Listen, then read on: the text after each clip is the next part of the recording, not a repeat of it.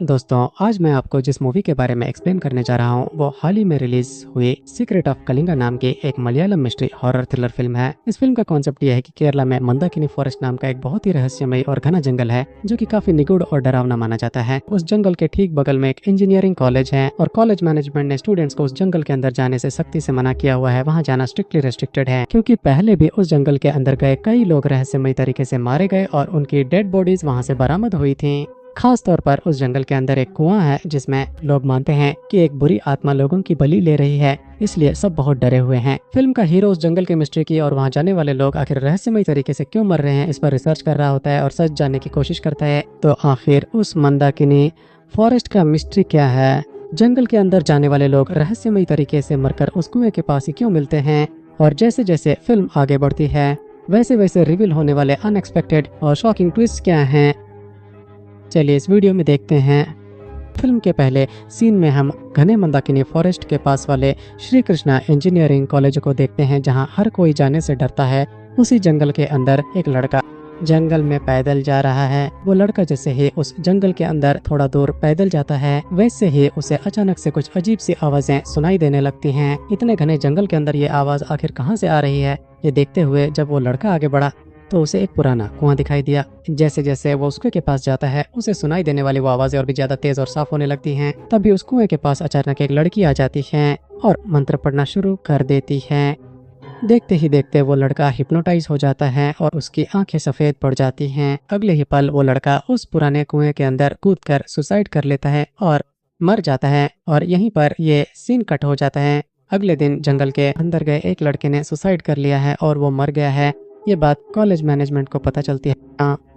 वो तुरंत ऑर्डर देते हैं कि अब कोई भी स्टूडेंट उस जंगल के अंदर नहीं जाएगा और जंगल के मेन गेट को लॉक कर देते हैं। उसी रात हॉस्टल में रुके हुए 4 स्टूडेंट्स को हम इस बारे में डिस्कस करते हुए देखते हैं। उनमें से एक लड़की कहती है, देखो यार, जंगल के अंदर सच में कोई आत्मा है क्योंकि कल पूर्णिमा की रात थी और कल ही वो लड़का उस जंगल के अंदर जाकर रहस्यमय तरीके से मर गया है। कॉलेज मैनेजमेंट ने गेट बंद करके बहुत ही अच्छा काम किया है ताकि कोई भी उस जंगल के अंदर ना जा सके।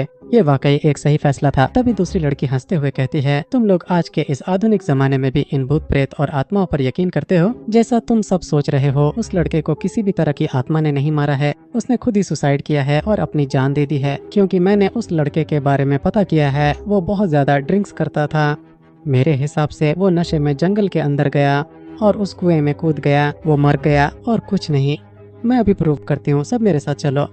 वो उन्हें ये दिखाने ले जाती है कि जंगल में कोई आत्मा नहीं है लेकिन अपना काम खत्म करके घर जा रहे। उसी कॉलेज के 2 टीचर्स इन लड़कियों को देख लेते हैं। तब भारती नाम की एक टीचर उन लड़कियों को बुरी तरह डांटती है। कॉलेज मैनेजमेंट ने गेट इसलिए बंद किया ताकि किसी को तकलीफ न हो और तुम लोग चोरी छिपे उस जंगल के अंदर उस तरफ जाने की कोशिश कर रहे हो। क्या दिमाग खराब है? तो तुम फौरन अपने हॉस्टल वापस जाओ वरना मैं कल प्रिंसिपल से शिकायत कर दूंगी। और सुनो, टीचर भारती की एक बेटी है जिसका नाम गायत्री है। जब वो अपनी बेटी की नोटबुक चेक कर रही होती है तो उसे एक लड़के का लिखा लव लेटर मिलता है जिसे देखकर वो शॉक हो जाती है और यहाँ ये सीन कट होता है। एक पुजारी मंदाकिनी फॉरेस्ट के अंदर गहराई में मौजूद उस पुराने कुएं की विधि विधान से पूजा करके उसे पूरी तरह से सील कर देते हैं और ये सख्त हिदायत देकर उसे बंद कर देते हैं कि अब कोई भी इंसान उस कुएं के पास भटकना भी नहीं चाहिए। वो भारतीय टीचर है ना, वो अपनी बेटी गायत्री को ये सोचकर अपने पति के घर भेज देती है कि अगर वो यहाँ रही तो उसकी जान को खतरा हो सकता है और वो बर्बाद हो जाएगी। यहाँ ये सीन कटा होता है और फिल्म की कहानी 10 साल आगे बढ़ जाती है। अब हम भारतीय टीचर की उसी बेटी गायत्री को देखते हैं जो अब काफी बड़ी और जवान हो गई है। अब गायत्री वापस अपनी माँ के पास ही रहने के लिए लौट आई है क्योंकि उसके माता पिता के बीच अनबन की वजह से वे अब एक दूसरे से पूरी तरह अलग हो चुके हैं। भारती अपनी बेटी गायत्री का एडमिशन उसी कॉलेज में करवा देती है जहाँ वो खुद पढ़ाती है। वहीं दूसरी तरफ हम उसी गाँव में रहने वाले फिल्म के मुख्य किरदार यानी हीरो गोपाल को भी पहली बार पर्दे पर देखते हैं। गोपाल का अजित नाम का एक भाई और कृष्णा नाम का एक दोस्त है। दोस्तों, पेशे से एक पुजारी होने के बावजूद ये गोपाल पिछले कई सालों से उस रहस्यमय मंदाकिनी फॉरेस्ट के बारे में गहराई से रिसर्च करता रहता है। गोपाल अपने रिसर्च से जुड़े हुए उन्हें सगे छोटे भाई अजित को भी हाथ लगाने या पढ़ने के लिए बिल्कुल भी नहीं देता है। गोपाल और उसके दोस्त को इन भूत प्रेत की बातों में पूरा यकीन है लेकिन अजित को इन सब पर भरोसा नहीं है। उस घने जंगल के अंदर मंदाकिनी की प्रेतात्मा का होना 100% सच है। ये बात वो अपने भाई को फिल्म के पहले सीन में सुसाइड करके मरने वाले उस बदकिस्मत लड़के के केस का उदाहरण देकर विस्तार से समझाता है। असल में उस दिन हुआ ये था कि उस लड़के के पीछे उसी कॉलेज में फाइनल ईयर डिग्री में पढ़ने वाला गोपाल भी गया था और जब वो उस लड़के के पीछे जा रहा था तब उसे भी वो विचलित कर देने वाली अजीब सी आवाजें गोपाल को भी साफ सुनाई दे रही थीं और वो समझ पाता कि वहाँ असल में क्या हो रहा है। तब तक वो लड़का हिप्नोटाइज होकर अचानक कुएं के अंदर कूद गया और उसकी वहीं मौत हो गई। अपनी आंखों के ठीक सामने उस लड़के को सुसाइड करते हुए और मरते हुए देख गोपाल पूरी तरह से शॉक में आ गया था। लेकिन जैसे उस लड़के को सुनाई दी थी, वैसे ही गोपाल को भी वो अजीब और डरावनी आवाजें सुनाई दी थी, है ना। पर गोपाल को आज भी ये सवाल परेशान करता है कि उस दिन वो खुद हिप्नोटाइज होकर उस कुएं में कूदकर सुसाइड क्यों नहीं कर पाया। ये बात उसे आज भी खटकती है। उसी सवाल का जवाब ढूंढने के लिए वो मंदाकिनी फॉरेस्ट की इस रहस्यमय मिस्ट्री पर गहराई से रिसर्च कर रहा है। अब एक और बात पता चलती है कि गोपाल उसी जंगल के ठीक बगल में मौजूद कॉलेज में ही अपनी पढ़ाई करता है। अगले दिन जब अजीत रोज की तरह अपने कॉलेज गया तो उसने देखा कि उस टीचर की बेटी गायत्री भी उसी की क्लास में पढ़ रही है। अजीत और गायत्री अच्छे दोस्त बन जाते हैं और अपनी नोटबुक्स एक दूसरे से एक्सचेंज करते हैं। यहाँ ये सीन कट होता है और उसी दिन शाम को उसी कॉलेज के दो स्टूडेंट्स कॉलेज खत्म होने के बाद मंदाकिनी फॉरेस्ट के अंदर एंटर करते हैं। अंदर क्या है, इसी क्यूरियोसिटी में जाते हैं। एक औरत के रोने की आवाज सुनाई देती है। आखिर अंदर क्या है जानने के लिए वो जैसे करीब पहुंचते हैं, उन्हें किसी के रोने की आवाज आती है। उन लड़कों को एक चमकती रोशनी में एक भयानक साया उभरता हुआ दिखाई देता है। उसे देखते ही वो दोनों लड़के बुरी तरह डर जाते हैं और चिल्लाते हुए वहाँ से भाग निकलते हैं।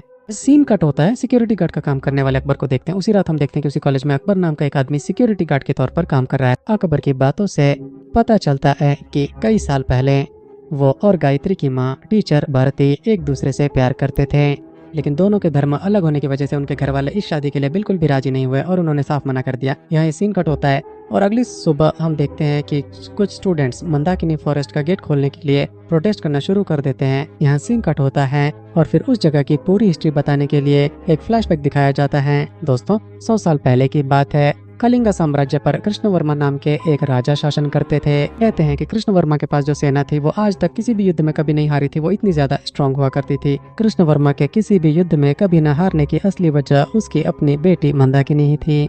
मंदाकिनी तंत्र मंत्र और वामाचार जैसी विद्याओं में पूरी तरह एक्सपर्ट थी, लेकिन एक दिन एक बहुत ही ताकतवर सेना ने अचानक अटैक करके पूरे कलिंगा साम्राज्य को ही तहस नहस कर दिया। उस हमलावर सेना ने हमला करने के बाद मंदाकिनी की बहुत ही बेरहमी और भयंकर तरीके से हत्या कर दी थी। लेकिन मंदाकिनी एक प्रेतात्मा बनकर वापस लौट आई और उसने उन पर अटैक करने वाली उस पूरी की पूरी सेना का ही नामो निशान मिटाकर उन्हें खत्म कर दिया। उसके बाद कुछ साधुओं ने एक साथ मिलकर पूजा पाठ किया और मंदाकिनी को एक गुड़िया के अंदर पूरी तरह कैद करके जंगल के बीचों बीच मौजूद उस पुराने कुएं के अंदर फेंक दिया। जैसे जैसे साल बीतते गए सब उस जंगल को मंदाकिनी फॉरेस्ट के नाम से पुकारने लगे और अब पता ये चला है कि वो कॉलेज जिस जगह पर बना है पहले वहाँ कलिंगा साम्राज्य भी ठीक उसी जगह पर हुआ करता था। अब प्रेजेंट में वो गोपाल जो अजीत के साथ रहता था ना, वो गायत्री से प्यार करने लगा है, लेकिन वो गायत्री को अपने दिल की बात बताने की हिम्मत नहीं जुटा पाता और बहुत डरता रहता है। और इधर वो स्टूडेंट्स मंदाकिनी फॉरेस्ट का गेट खोलने के लिए लगातार प्रोटेस्ट कर रहे हैं ना। आखिरकार उस कॉलेज के मैनेजमेंट वालों ने उस प्रोटेस्ट के आगे घुटने टेक दिए और कॉलेज का मेन गेट खोल दिया। अब ये बात उन 4 लड़कियों को पता चलती है जिन्होंने करीब 10 साल पहले उस कॉलेज में पढ़ते वक्त रात के समय फॉरेस्ट में एंटर करने की कोशिश की थी। इधर गायत्री जब ब्रेक के दौरान बाहर गई तो उसके ठीक बगल में बैठी उसके फ्रेंड को एक कॉल आता है। दूसरी तरफ से बात कर रहे उस लड़की के पिता कहते हैं कि कॉलेज खत्म होने के बाद मैं खुद आकर तुम्हें पिक कर लूंगा। ऐसे उस लड़की को पता चला कि उसके पापा उसे कॉलेज के बाद पिक करने आ रहे हैं। वो बहुत ज्यादा टेंशन में आ गई और उसी घबराहट में उसने अपने पास मौजूद एक चीज को बिना बताए चुपके से गायत्री के पर्स के अंदर डाल दिया। आखिर उस लड़की ने किसी को पता चले बिना गायत्री के पर्स में क्या चीज डाली थी ये हमें आगे की कहानी में पता चलेगा। लेकिन गायत्री कॉलेज खत्म होने के बाद घर जाने की जल्दी में अपने बैग में रखा हुआ पर्स नीचे गिरा देती है। यहाँ ये सीन कट होता है और उस रात गायत्री की वो फ्रेंड उसे कॉल करती है। गायत्री, मुझे तुमसे एक जरूरी बात बतानी है। मैं और मेरा बॉयफ्रेंड कॉलेज के बाद पर्सनल टाइम स्पेंड करने के लिए एक कंडोम पैकेट लेकर आए थे, लेकिन गांव गए हुए मेरे पापा वापस आ गए और उन्होंने कहा कि कॉलेज खत्म होने के बाद वो मुझे पिकअप कर लेंगे। अगर मेरे पापा ने उसे देख लिया होता तो मेरा खेल खत्म हो जाता। इसी डर से मैंने उसे तुम्हारे पर्स के अंदर एक जगह छुपा कर रख दिया था। वो रिक्वेस्ट करती है कि किसी को पता चले बिना तुम्हारे पर्स के अंदर वाले उस पॉकेट को डिस्पोज कर दो। तब गायत्री शॉक हो गई और जब उसने तुरंत अपना बैग चेक किया तब उसे पता चला कि वो अपना पर्स क्लास के अंदर ही गिरा कर आ गई है। अब गायत्री और उसकी फ्रेंड दोनों ही पैनिक करने लगते हैं, क्योंकि अगर वो पर्स किसी को भी मिल गया तो वो किसका है ये पता लगाने के लिए उसे ओपन जरूर करेंगे। अब अगर ये बात उसकी माँ या किसी और को पता चली तो मेरा काम तमाम हो जाएगा, ये सोचकर गायत्री रोने लगती है। दूसरी तरफ उसी वक्त कॉलेज में वो वॉचमैन अकबर काम कर रहा था ना, वो भी उस जंगल के अंदर जाता है, क्योंकि मंदाकिनी फॉरेस्ट के अंदर जो कुआं है वहां से किसी छोटे बच्चे के रोने जैसी आवाज आ रही थी। जैसे ही अकबर कुएं के पास पहुंचा, वहां प्रकट हुई मंदाकिनी की आत्मा उसे भी हिप्नोटाइज करने लगती है। अकबर भी हिप्नोटाइज होकर बस कुएं के अंदर कूदने ही वाला था कि तभी उसे एक फोन कॉल आता है। तभी वो हिप्नोसिस टूट जाता है और अकबर को होश आ जाता है। मैं यहाँ क्यों आया हूँ, ये सोचकर अकबर घबरा जाता है और तुरंत वहाँ से भाग निकलता है। इधर अगोपाल अपने भाई अजित और अपने मामा के साथ बैठकर ड्रिंक्स कर रहा है। अजित सोच रहा था कि किसी भी तरह गायत्री को प्रपोज करना है, वो इसी बारे में बात कर ही रहा था कि तभी गायत्री का उसे कॉल आता है। वो रिक्वेस्ट करती है, अजित मुझे तुम्हारी एक हेल्प चाहिए, क्या तुम तुरंत अपनी बाइक लेकर मेरे घर आ सकते हो। दोस्तों वो 31 दिसंबर यानी न्यू ईयर का दिन था। हर तरफ न्यू ईयर का सेलिब्रेशन भी चल। इस वक्त गायत्री ने कॉल करके घर बुलाया है, तो उसे लगा कि पक्का वो प्रपोज करने के लिए ही बुला रही होगी। ये सोचकर वो बहुत खुश हो जाता है। वो तुरंत घर जाकर किसी शादी में जाने वाले की तरह तैयार होता है और उसके घर पहुंच जाता है। उसे देखकर गायत्री हैरान रह जाती है कि ये इस तरह तैयार होकर क्यों आया है। अजित इंतजार कर रहा था कि गायत्री उसे प्रपोज करेगी इस तड़े, लेकिन गायत्री उसकी स्कूटर की चाबी लेकर तुरंत कॉलेज की तरफ निकल जाती है। इधर अकबर की सास की तबीयत खराब होने पर वो अपने बेटे को कॉलेज गेट के पास छोड़ देती है। वो तुरंत वहाँ से चला जाता है और अकबर का बेटा बहुत डर के मारे अपने पिता के वापस आने तक सिक्योरिटी के लिए गेट के पास ही खड़ा रहता है। दूसरी तरफ हमने उसी कॉलेज में पढ़ने वाली उन 4 सीनियर लड़कियों को देखा था ना, जो वहाँ पहले पढ़ती थी। मंदाकिनी फॉरेस्ट का गेट अब खुल गया है। ये बात जानकर वो लड़कियां बहुत ही ज्यादा खुश हुई थी ना। आज वैसे भी दिसंबर 31 है, तो क्यों ना हम अपने पुराने कॉलेज जाकर पार्टी एंजॉय करें। ये सोचकर वो सब कॉलेज की तरफ निकल पड़ते हैं। उसी वक्त उसी गांव के 2 आदमी कॉलेज के अंदर जाकर ड्रिंक्स करने के लिए बिना किसी को पता चले कंपाउंड जंप करते हैं। यहाँ जब गोपाल और कृष्णा डिस्कस कर रहे होते हैं तब हमें एक बात पता चलती है, वो ये कि उस रात सुपर ब्लड मून होने वाला है, यानी उस रात भूत प्रेत या नेगेटिव एनर्जीज के पास बहुत पावर होती है। गोपाल को स्ट्रांगली फील हो रहा होता है कि आज की रात मंदाकिनी फॉरेस्ट के अंदर कोई न कोई अपनी जान जरूर गंवाएगा, ऐसा उसे पक्का लग रहा होता है। दूसरी तरफ वो 4 सीनियर लड़कियां भी बिना किसी को पता चले कंपाउंड जंप करके कॉलेज में एंटर करती हैं। लोग अंदर जाते ही एक्साइटेड होकर वो चारों जोर जोर से चिल्लाने लगती हैं। वो आवाजें सुनकर गेट के पास बैठा अकबर का बेटा और वो 2 आदमी जो वहाँ थे वो सबके सब बहुत ही ज्यादा डरने लगते हैं। तो डरा हुआ अकबर का बेटा जैसे ही गेट से हटकर एक तरफ जाता है, वैसे ही अजित और गायत्री कॉलेज में एंटर करते हैं। ठीक उसी वक्त वो सीनियर लड़कियां कॉलेज के अंदर जाकर अपनी पुरानी क्लासरूम को देख रही होती हैं और वो क्लासरूम कोई और नहीं बल्कि वही क्लासरूम है जिसमें प्रेजेंट में गायत्री पढ़ती है। उधर दूसरी तरफ अपनी चाची से मिलने के लिए गया हुआ अकबर वापस कॉलेज आता है। इधर क्लासरूम के अंदर गई उन सीनियर लड़कियों को आखिर गायत्री का पर्स मिल ही जाता है। वो सोचती हैं कि शायद किसी स्टूडेंट का पर्स यहाँ पर खो गया होगा, जाते वक्त इसे सिक्योरिटी को दे देंगे। वो आपस में ऐसी बातें करने लगती हैं। क्लासरूम के पास पहुंची त्री को अपना पर्स उन 4 लड़कियों के पास रखा हुआ दिखाई देता है। गायत्री सोचती है कि वो किसी भी तरह अपना पर्स उनसे वापस ले ले और उन्हें पता चले बिना उसे पाने की कोशिश करने लगती है। वो बिना उन लड़कियों की नजरों में आए उसे चुपके से लेने की कोशिश करती है, लेकिन वो लड़कियां गायत्री और अजित दोनों को रंगे हाथों पकड़ लेती हैं। अब सिर्फ एक मामूली सा पर्स लेने के लिए गायत्री इतनी रात को कॉलेज क्यों आई है, ये सोचकर उन सीनियर लड़कियों के मन में शक पैदा होता है और वो उस पर्स को खोलकर देखने लगती। तभी गायत्री के पर्स के अंदर वो पैकेट देखकर सब हैरान रह जाते हैं और गायत्री उस पैकेट को लेने के लिए ही तो अजित को भी अपने साथ लेकर आई थी ना। ये सब लोग क्या सोच रहे हैं कि शायद ये दोनों लवर्स हैं और किसी को पता चले बिना कॉलेज के अंदर आकर इंटीमेट होने की कोशिश कर रहे थे, लेकिन हमारे हाथों रंगे हाथों पकड़े गए, ऐसा सब लोग गलत समझ लेते हैं। डिस्कस तूंटाड़ो। इधर गायत्री के पर्स में क्या है ये जानकर अजीत भी काफी शॉक हो जाता है। वहीं गोपाल अपने दोस्तों के साथ मंदाकिनी के बारे में डिस्कस कर रहा होता है। सैकड़ों साल पहले कलिंग साम्राज्य के राजा की बेटी मंदाकिनी बहुत ही बुरी लड़की थी। अपने पिता के साम्राज्य को बचाने के लिए उसने तंत्र मंत्र सीख कर बहुत ही बुरे काम किए थे। उसे सुपर नेचुरल पावर्स चाहिए थी, इसलिए उसने अपने ही राज्य में रहने वाले कई लोगों की बलि चढ़ा दी थी। आखिरकार मरने के बाद भी वो एक प्रेतात्मा बनकर अब लोगों की बलि ले रही है।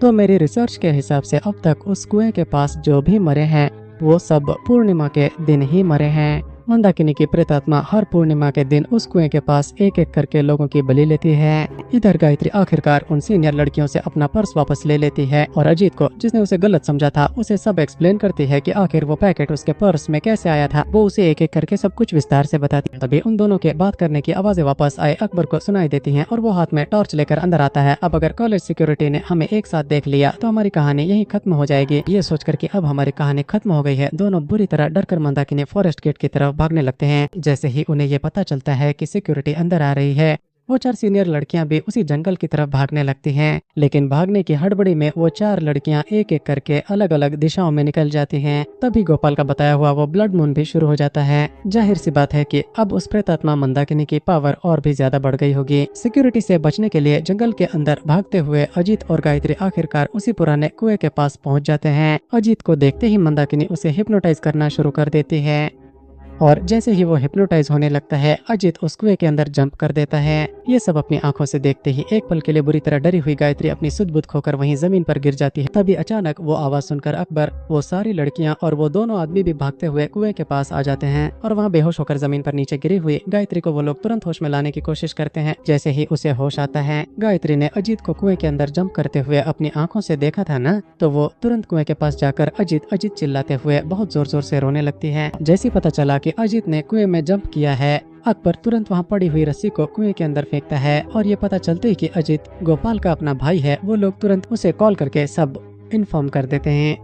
जब गोपाल को ये पता चलता है कि उसका अपना छोटा भाई मंदाकिनी फॉरेस्ट के अंदर उस गहरे कुएं में गिर गया है, तो उसे बहुत ही गहरा शौक लगता है। लेकिन तब तक कुएं के अंदर जंप करने वाला अजीत मरा नहीं था, वो अभी भी जिंदा ही था। अकबर ने जो रस्सी नीचे फेंकी थी उसे मजबूती से पकड़कर वो आखिरकार ऊपर की तरफ आ जाता है। अपने भाई के जिंदा होने की बात जानकर गोपाल को बहुत राहत मिलती है और वो बहुत खुश होता है। यहाँ पर ये सीन कट हो जाता है और अगली सुबह हम गोपाल को अपने भाई के साथ बैठकर बातें करते हुए देखते हैं। गोपाल के मन में एक सवाल बार बार आ रहा होता है, मंदाकिनी फॉरेस्ट के अंदर जो भी जाता है उनमें से कोई भी कभी भी जिंदा वापस नहीं लौटता, लेकिन उस मंदाकिनी की आत्मा ने मुझे और तुम्हें बिना कुछ किए वापस क्यों भेज दिया? आखिर ऐसा क्या हुआ था? मंदाकिनी की आत्मा ने हमें क्यों नहीं मारा? जब वो यही सोच रहा था, तभी उसके भाई के मोबाइल पर गायत्री का कॉल आता है। जब गायत्री का कॉल आता है तो उसके भाई के मोबाइल में उसकी फोटो साफ दिखाई देती है। उसे देखते ही गोपाल को एक बात याद आती है और वो बहुत हैरान हो जाता है। दोस्तों, क्या आप जानते हैं कि अब कौन सा ट्विस्ट सामने आने वाला है? आत्मा बनी मंदाकिनी की एक छोटी बहन थी और वो मंदाकिनी की बहन दिखने में बिल्कुल आज की गायत्री जैसी ही लगती थी, एकदम वैसी ही। यानी उस मंदाकिनी की बहन ने ही इस जन्म में गायत्री के रूप में पुनर्जन्म लिया है। ये सच है। यही वजह थी कि जब अजीत कुएं में कूदा तो गायत्री बहुत रो रही थी, है ना आनी? दोस्तों, तभी मंदाकिनी की आत्मा को समझ आ गया था कि अपनी बहन जैसी दिखने वाली गायत्री अजीत से बहुत प्यार करती है। इसीलिए मंदाकिनी की आत्मा ने अजीत की बलि नहीं ली और उसे वापस भेज दिया। और अब देखिए कि वो अल्टीमेट और शॉकिंग ट्विस्ट क्या है। मंदाकिनी के पिता की सेना में 2 सेनापति हुआ करते थे। वो दोनों दिखने में बिल्कुल आज के प्रेजेंट टाइम के अकबर और गोपाल जैसे ही लगते हैं।